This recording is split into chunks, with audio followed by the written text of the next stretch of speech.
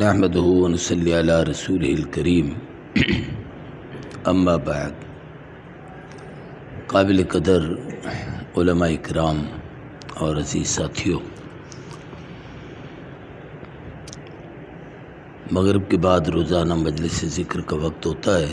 کوشش میری اپنی یہ پوری ہوتی ہے کہ میں ہر وقت حاضر رہوں، لیکن میری کچھ اپنی بیماریاں اس طرز کی ہیں کہ اگر تھوڑا سا اپنی ہمت سے زیادہ کام ہو جائے تو پھر اتنا زیادہ سکون کرنا پڑتا ہے، ورنہ اگلا وقت مشکل ہو جاتا ہے۔ انسانی کمزوری ہے۔ پھر دوسرا یہ ہے کہ ہم طبعی طور پر تو کمزور ہیں ہی، روحانی جسمانی طور پر وہ لوگ جو کمال والے تھے ان لوگوں میں ہمارا شمار نہیں، نہ ہم ان کی گرد راہ کو پہنچ سکتے ہیں۔ ان کے دن رات ایسے گزرتے تھے۔ آج میں آپ کو سورۃ القریش لإلاف قریش اس کے متعلق ایک دو چیزیں بیان کرنا چاہتا ہوں۔ ویسے تو پورا قرآن مجید شفا ہے، وَنُنَزِّلُ مِنَ الْقُرْآنِ مَا هُوَ شِفَاءٌ وَرَحْمَةٌ۔ جہاں سے جس مقصد کے لیے جب پڑھیں اللہ اس میں برکت ڈالتا ہے۔ حضرت تھانوی کا ایک چھوٹا سا رسالہ ہے اعمال قرآنی، اس میں ہر آیت کی مناسبت سے اس نے کوئی نہ کوئی اس میں انہوں نے عمل لکھا ہوا ہے کہ اس عمل کو فلاں کام کے لیے پڑھیں، اس کو فلاں کے لیے پڑھیں۔ بعض معترضین یہ اعتراض عام طور پر کرتے ہیں کہ یہ وظیفوں کا ثبوت، یہ قرآن کی آیتوں کو اس کے طرح پڑھنے کا ثبوت یہ کہاں سے ہے؟ تو اس پر بہت آسان اور بڑا مختصر جواب ذہن میں رکھیں کہ بیماریوں کے مختلف طریقے علاج ہوتے ہیں۔ جیسے پرانے اطباء ہمارے جب علاج کرتے تھے تو وہ جڑی بوٹیوں سے، طب یونانی سے علاج کرتے تھے۔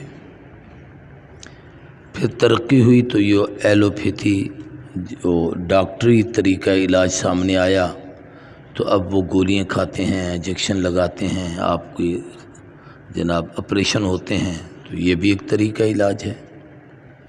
ہومیوپیتھک کا ایک طریقہ علاج آیا کہ پانی کے قطرے ہوتے ہیں، چھوٹی سی گولیاں ہوتی ہیں، آپ ان کو استعمال کرتے ہیں، یہ بھی ایک طریقہ علاج ہے۔ ایسے ہی روشنی سے بھی ایک طریقہ علاج ہے۔ مثلا کوئی آدمی بہت مریض ہے، تکلیف میں ہے، تو بہت سارے لوگ کہتے ہیں اس کو روشنی دو، باہر کی ہوا کھائے، تھوڑا سا چلے پھرے، سورج کی تپش میں بیٹھے، اس کے جسم پر تیل کی مالش کرو، اور وہ دھوپ پہ بیٹھے اور وہ تیل اس کے جسم میں رچ پچ جائے، یہ ٹھیک ہو جائے گا۔ روشنی سے علاج ہے۔ ہوا سے علاج ہوتا ہے۔ جس آدمی کے معدے میں بہت زیادہ تکلیف ہو، اگر وہ صبح سویرے خالی پانی کو یوں لے کے نا دوسرے گلاس میں ڈالے ہوا سے، اور اس میں ہوا سرایت کرے، ٹھنڈی ہوا اس کے اندر لگے، تو وہ آپ کے معدے کی اصلاح کے لیے سب سے مفید ترین پانی ہے۔ جس طریقے سے یہ شربت مکس کی جاتی ہے تو اوپر سے نیچے، ادھر سے ادھر ڈالتے ہیں، اس طریقے سے۔ جہاں یہ جسمانی طریقے علاج ہیں، ان میں ایک روحانی طریقہ علاج قرآن و سنت ہے، جو نبی کریم صلی اللہ علیہ وآلہ وسلم نے مختلف موقعوں پر مختلف صحابہ کرام کو اس کے مختلف طریقے ارشاد فرمائے۔ اس کے لیے ایک تو میں دو کتابوں کا آپ کو حوالہ دے دیتا ہوں، جس کے مجھے بڑے بڑے بزرگوں سے اس کی اجازت ہے۔ حضرت مولانا سید انور شاہ کاشمیری رحمہ اللہ کی کتاب ہے گنجینہ اسرار، اس میں ان کے عملیات ہیں، مختلف تعویذات ہیں، مختلف بیماریاں ہیں، ان کے علاج ہیں، مختلف موقعوں پر مختلف قرآنی آیات اور احادیث اور ان کے پڑھنے کے طریقے ہیں۔ اور ایک حضرت تھانوی کی ہے اعمال قرآنی، اس کا بھی یہی طریقہ ہے، اس کے اندر بھی وہ ساری چیزیں موجود ہیں۔ اگر یہ دو کتابیں آپ کے پاس ہوں اور آپ کسی جگہ پر امام ہیں، خطیب ہیں، مدرس ہیں، اور آپ کے پاس لوگ آتے ہیں، تو آپ کو جھوٹ بولنے کی ضرورت نہیں، ان کو کوئی شعبدہ بازی دکھانے کی ضرورت نہیں ہے، اس پر کوئی منتر کرنے کی ضرورت نہیں ہے۔ آپ انہیں قرآنی آیات کو اس مقصد کے لیے پڑھیں اور دم کر کے دیں، انشاءاللہ ٹھیک ہو جائے گا۔ ہمارے مولانا عبد الشکور دین پوری رحمہ اللہ کو ایک آدمی کہنے لگا یہ پھونک مارنے سے کیا ہوتا ہے، یہ آیت پڑھ کر آپ نے دم کر دیا، اس کا کیا فائدہ ہوتا ہے؟ تو حضرت نے نا جذبات میں اسے 2-3 سخت جملے کہے، بڑا بدبخت ہے، بڑا کمینہ ہے، بڑا ایسا ہے۔ وہ کہتا ہے مولوی صاحب عقل کرو، ہوش کرو، یہ اتنی گالیاں دے رہے ہو۔ انہوں نے کہا میری گالی تمہیں لگ رہی ہے؟ کہتے ہیں کمال ہے یار، آپ مجھے اتنی تکلیف دے رہے ہیں، آپ کہتے ہیں لگ رہی ہے۔ کہ لگے اگر میری گالی میں اتنا اثر ہے تو خدا کے کلام میں کوئی اثر نہیں ہے۔ اللہ کا قرآن پڑھ کر میں دم کرتا ہوں تو آپ کہتے ہیں اس کا کیا اثر ہوگا؟ اس میری زبان سے نکلے ہوئے الفاظ میں اتنا اثر ہے۔ جراحات السنان لها التیام ولا یلتام ما جرح اللسان، کہ تیروں اور تلواروں کے زخم تو مٹ جاتے ہیں، زبان کے زخم نہیں ختم ہوتے۔ تو ایسے ہی زبان اور محبت سے جب آدمی کسی کو قابو کرتا ہے، اس سے بہتر راستہ اور کوئی نہیں ہوتا۔ آپ کسی کو کھانا کھلا دیں، کسی کو پانی پلا دیں، کسی کو اچھی جگہ رہنے کی دے دیں، یہ ساری اس سے تعلق جوڑنے کی چیزیں ہوں گی۔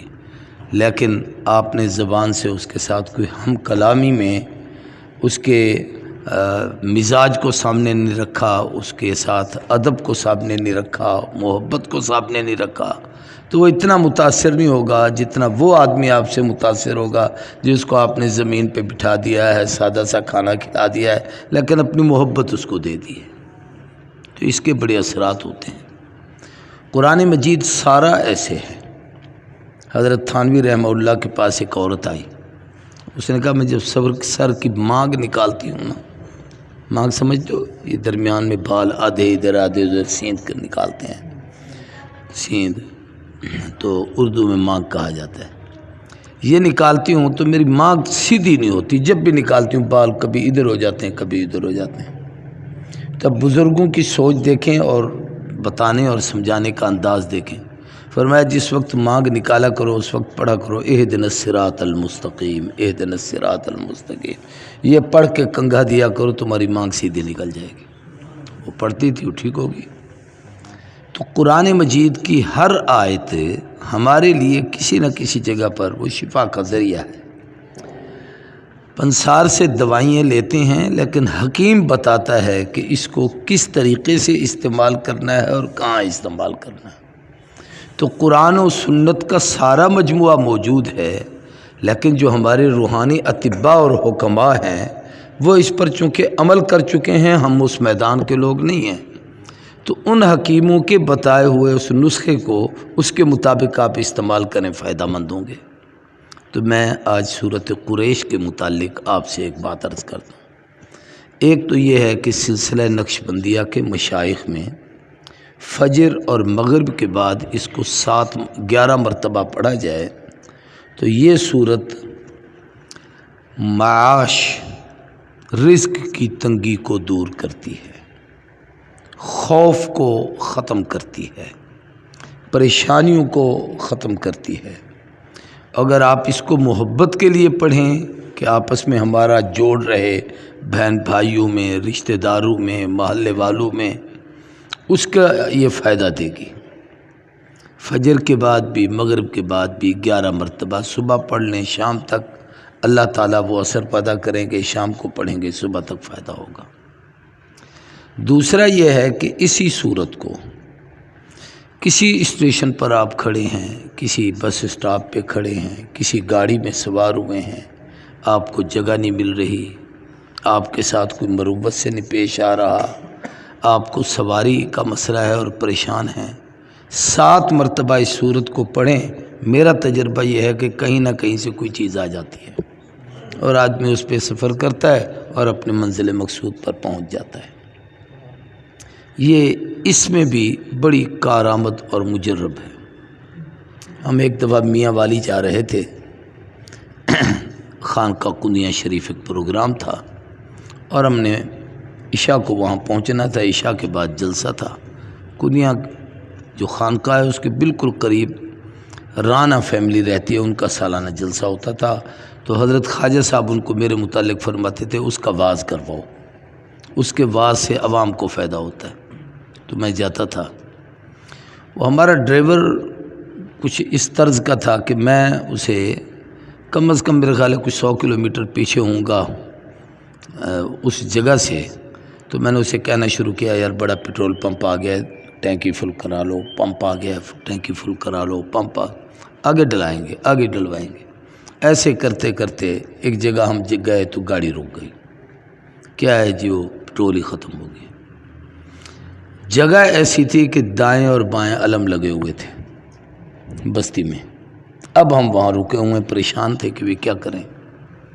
تو میں نے اسے کہا کہ اب تو گاڑی میں ایک ڈبہ پڑا تھا، میں نے کہا یہ اٹھا، جہاں پمپ ہے وہاں پیدل جا، تیری مرضی، کسی سواری والے کو کہہ تجھے لے جائے، تیل لے آ، گاڑی میں تیل ڈالیں گے پھر چلیں گے۔ ایک نعت خان ہے ہمارے ساتھ پاس، سلیم مہر اس کا نام ہے، کبھی آتا رہتا ہے، شاید ان دنوں آپ کو آیا تو سنوائے گا۔ تو وہ میرے ساتھ تھا، میرے دل میں ایسے خیال آ گیا، میں نے سورۃ قریش پڑھنا شروع کر دی۔ میں نے کہا یار سلف لگاؤ، وہ گاڑی اچھی چلا لیتا، سلف لگائی تو گاڑی چل پڑی۔ وہ کسی ٹرک پر بیٹھ کر نہ آگے پمپ پہ چلا گیا۔ تقریباً وہ 5-7 کلومیٹر کا راستہ تھا۔ میں سورت اس کو کہا تو بھی پڑھ، میں بھی پڑھتا ہوں۔ پڑھتے گئے، چلتے گئے، پڑھتے، جو ہی ہم نے پمپ کے سامنے جا کے نا، وہ جہاں سے تیل ڈلوانا تھا اس کے سامنے گئے، گاڑی پھر خود بخود رک گئی۔ ہمارا کام پورا ہو گیا، اللہ نے راستہ بنا دیا، تو وہ سبب بن گیا۔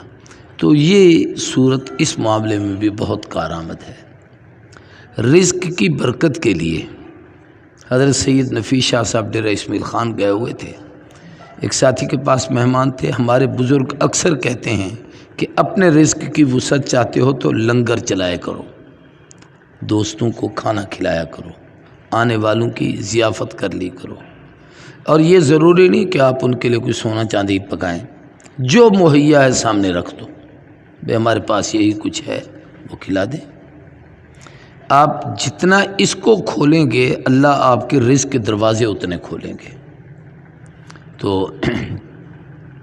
اس ساتھی کہتا ہے کہ میں ساتھیوں کو دیکھ کے کہ یہ 15-20-25 آدمی اکٹھے ہو گئے ہیں، تو میں نے ایک دیگ پکائی چاولوں کی، تو وہ تیار ہوتے تک ہی حضرت شاہ صاحب کو ملنے والے لوگ وہ 100 سے بھی زیادہ ہو گئے۔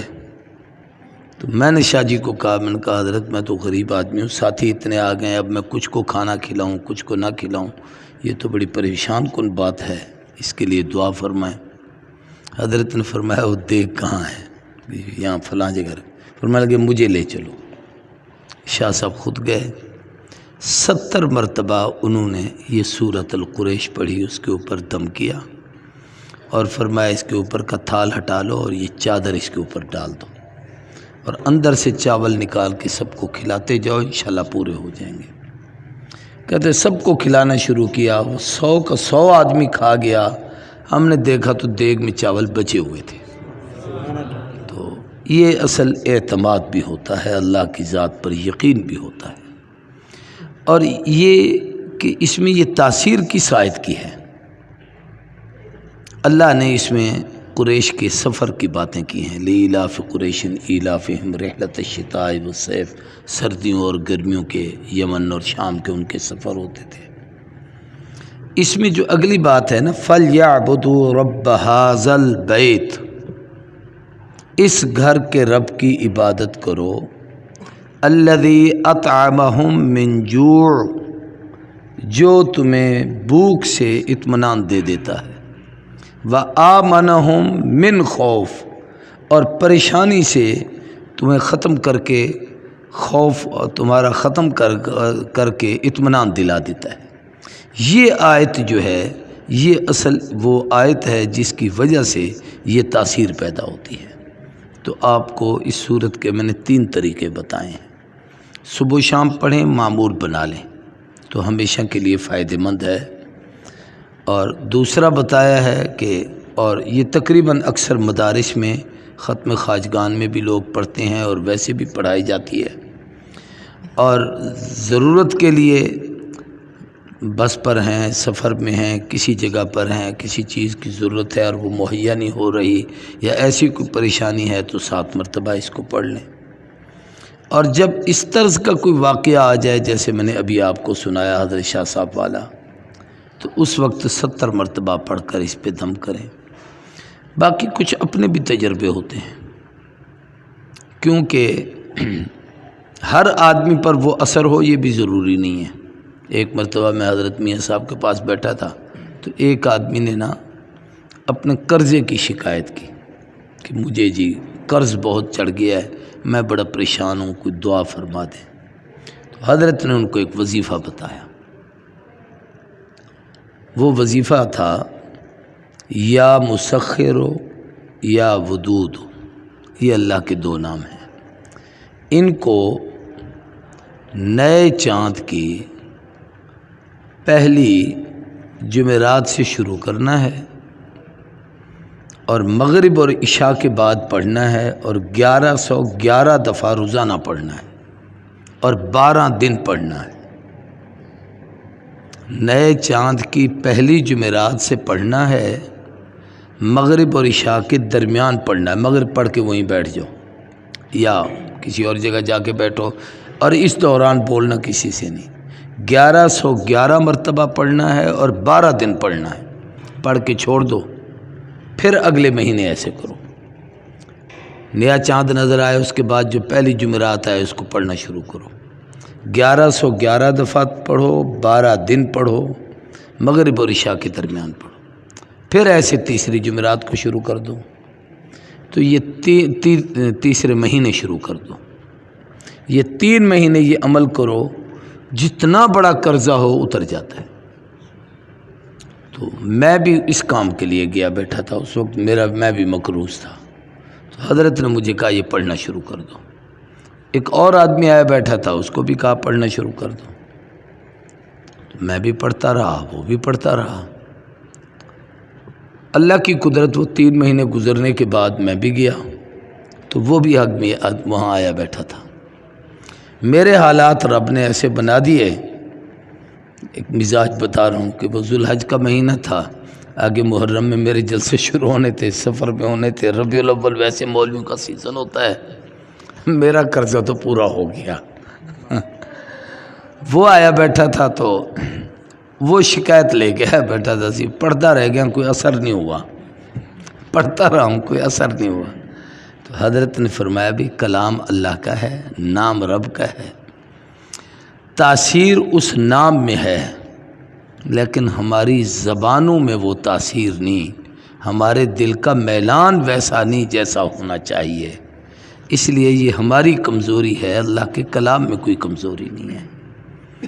تو نسخہ تو ڈاکٹر صحیح بتاتا ہے، چیز بھی صحیح دیتا ہے، اس کے استعمال اور اس کے طریقہ اور اس کے علاج میں جو پرہیز ہے اس کے اندر ہم کمی کوتاہی کرتے ہیں، جس کی وجہ سے ہم بیمار ہو جاتے ہیں۔ تو آج سورۃ القریش آپ کو پڑھنے کے لیے بتائی ہے۔ اللہ تبارک و تعالیٰ کامیابی سے سب کو ہمکنار کرے۔ میرے خیال ہے اس وقت اولیاء اللہ اکثر حجروں میں سو رہے ہوتے ہیں، ایسا ہے، دسترخوان پہ بھی سارے ہوتے ہیں، دن کو سبقوں میں بھی ہوتے ہیں، رات کو بھی ہوتے ہیں۔ مغرب کی نشست کا ذکر ابھی تک ان لوگوں کو کہ دل میں نہیں اتر رہا، اللہ ہدایت دے۔